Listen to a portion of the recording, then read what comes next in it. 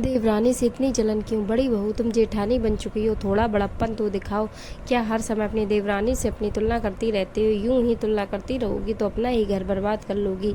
मनोरमा जी बड़ी बहू गरिमा को समझाते हुए बोली, पर वो तो समझना ही नहीं चाह रही थी। क्यों तुलना ना करूं मम्मी जी? मुझे तो आपने हमेशा कम ही माना, क्योंकि मेरा पति कम कमाता है। अब देवर जी ज़्यादा पैसे कमा रहे हैं तो उनकी पत्नी का ज़्यादा अपनापन मिल रहा है। अरे बहुएं तो एक जैसी होनी चाहिए, पर मैं तो आपको कभी फूटी आंख नहीं सुहाती। गरिमा तुनकते हुए बोली, कैसी बात कर रही हो बड़ी बहू? जब तुम्हारी शादी हुई थी तब घर में कमाने वाले सिर्फ तुम्हारे ससुर जी थे। करण की तो उस समय नौकरी ही लगी थी और मयंक तो तब पढ़ ही रहा था। अब मयंक भी अच्छी जॉब करता है, साथ ही उसकी पत्नी नेहा भी कमाती है। अब जब कमाने वाले 4 हो चुके तो अब हर चीज़ पहले से बेहतर हो रही है। जैसे कमाई है वैसा काम हो रहा, तो इसमें तो इतना मुंह फुलाने की क्या बात है? मनोरमा जी गरिमा को समझाने की नाकाम कोशिश करती रही। हाँ हाँ, सब समझ आ रहा है मुझे क्या कहना चाहती हैं कि अब मैं नौकरी करने लग जाऊँ। अरे मेरे माँ बाप ने मुझे इतना पढ़ाया होता तो भी नौकरी कर रही होती, पर नहीं, उन्हें तो मेरी ज़िंदगी बर्बाद करनी थी जो ऐसे घर में मेरी शादी कर दी, जहाँ बड़ी बहू को तो घर की नौकरानी समझा जाता है और छोटी बहू को सिर आंखों पर बिठाया जाता है। पैसा देखकर दोनों बहुओं के साथ व्यवहार होता है। बड़बड़ाते हुए गरिमा अपने कमरे में जाकर बैठ गई। मनोरमा जी अपना सिर पकड़ लिया।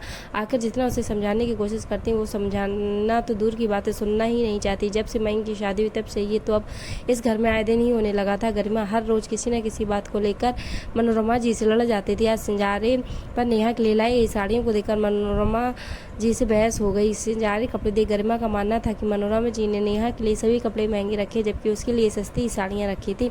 जबकि चूड़ियाँ और मेकअप का सामान भी अच्छी क्वालिटी का था, उसे तो लोकल बाजार से खरीद कर भेजा गया था। मनोरमा जी के परिवार में उनके पति महेश जी, बेटा गगन, बहू गरिमा, उनकी 3 साल की बेटी परी, छोटा बेटा मयंक और छोटी बहू नेहा थी। महेश जी एक बैंक में क्लर्क थे। मयंक अभी पिछले साल इंजीनियर बना और एक अच्छी खासी कंपनी में काम करता है, जबकि गरिमा मनोरमा जी की तरह ही गृहिणी है। मयंक की शादी नेहा के साथ 3 महीने पहले हुई थी, जो कि एक पढ़ी लिखी नौकरी पेशा लड़की थी और उसी के ऑफिस में काम करती थी। दोनों ही लव कम अरेंज मैरिज थी।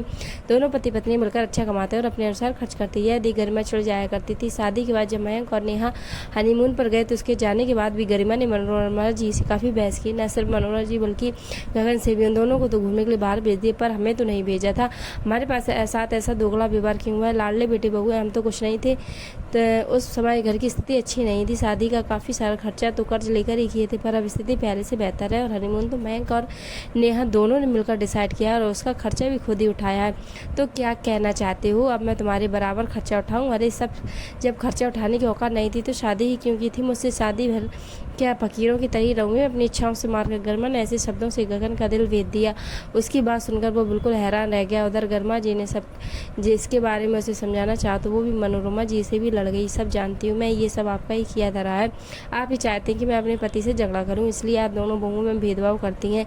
अगर आप मना कर देते तो उनकी हिम्मत थी कि वो लोग हनीमून पर जा सकते थे, लेकिन नहीं, आपको तो उन्हें सर आँखों पर बिठा के रखना है। सारी पाबंदी तो हमारे लिए ही थी। मनोरमा जी को ही जब पलट कर जवाब मिला तो वो चुप हो गई। आखिर जिसकी आंखों पर पर्दा पड़ा हो वो किसी की क्या सुनेगा? इतनी जलन की भावना देखकर ही मनोरमा जी हैरान रह गई। आए दिन कोई ना कोई बात को लेकर वो लड़ झगड़ रही थी और अब सिंजारे के कपड़ों के पीछे लड़ पड़ी। सुबह से शाम तक घर में कलह का माहौल रहा। ऐसा माहौल कि इसके बीच में गरिमा ने अपनी बेटी परी को संभालना भी मुनासिब नहीं समझा। पूरे दिन परी अपनी दादी के पास ही रही। शाम को जब लोग अपने अपने ऑफिस से घर आए तो बड़ा अजीब माहौल था। किसी की भी हिम्मत नहीं हो रही थी कि जाकर गरिमा को एक बार टोके तो सही। आखिर जब गगन से रहा नहीं गया तो उसने बाहर बरामदे में आकर अपने ससुराल फ़ोन लगा दिया और अपने सास ससुर को गरिमा के बारे में सब कुछ बताकर घर बुला लिया। आखिर जब से वहीं की शादी हुई थी उसकी शादी और ज़िंदगी का जंजाल बनी हुई थी। आखिर कोई ना कोई फैसला तो लेना ही था। आखिर कुछ देर बाद उसके मम्मी पापा उसके ससुराल पहुंच गए। अचानक अपनी मम्मी पापा को घर पर देखकर गरिमा मनोरमा जी की तरफ गुस्से से घूरने लगी। उसे अपनी मम्मी की तरफ ऐसे देखते देख गगन बोला, मम्मी जी पापा जी को मैं और मम्मी जी को मैंने बुलाया है, मुझसे बात करो। गगन की कहती गरिमा उसकी तरफ देखने लगी। पूछ सकती हूँ क्यों? आज मेरे मम्मी पापा को ससुराल क्यों बुलाया गया है? एक तो आपका परिवार मेरे साथ इस तरह का दोहरा व्यवहार कर रहा है, दोनों बहुओं को एक जैसा नहीं समझता और ऊपर से मेरे ही मायके वालों को बुलाया जा रहा है। आखिर गलत क्यों बर्दाश्त करूं मैं? ऐसा क्या गलत हुआ तेरे साथ? बताएगी मुझे जरा, मैं भी तो सुनूं।